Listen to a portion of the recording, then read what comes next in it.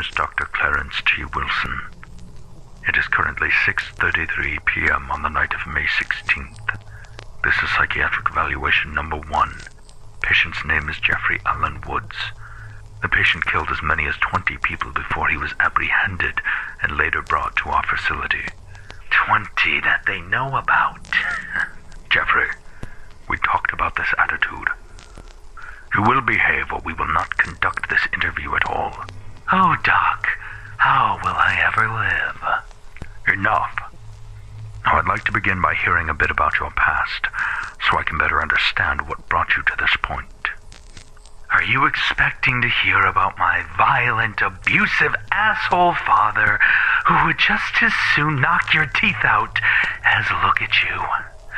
Or my whore mother who spent more time on her back to pay for her addictions than she spent being a fucking mother?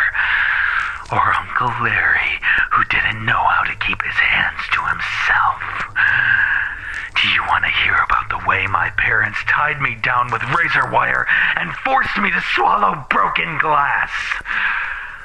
Well, I think you're going to be disappointed, Doctor. My past, for all intents and purposes, was painfully normal. Sure, we were poor and Dad would lose his temper from time to time, but that's every family in America.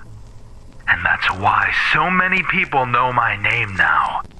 Why so many people give a fuck.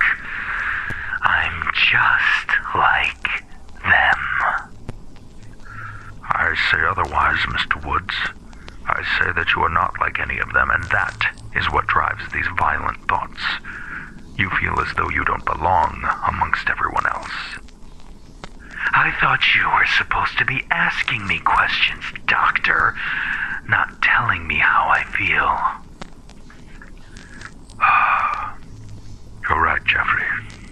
I'm sorry. Not as sorry as you'll be when I get out of this fucking prison. This is not a prison. It's a place of healing for fractured minds such as yours. You are not the first patient to threaten my life or threaten to escape. But I assure you, Mr. Woods, you do not frighten me, and you are not going anywhere. I guess we'll find out. No, we won't. You'll be left in isolation if you keep this behavior up. Are you going to keep this behavior up, Jeffrey? Very good. Now tell me about your first victim. Who was the first life you extinguished? He was so scared. He looked at me, wide-eyed like a helpless little puppy, before I stabbed him and shoved him down the stairs. Oh no, wait. That was my little brother. Have you ever seen the abyss through the sparrow's eyes? I'm not sure I follow. Lou is always afraid of everything. That night was no exception. So, your younger brother was your first victim. Tell me what happened. No. He was my fourth. My first kill was some fucking asshole. He was a nobody. You know, Doctor, I was wondering, how are your two little girls? How do you...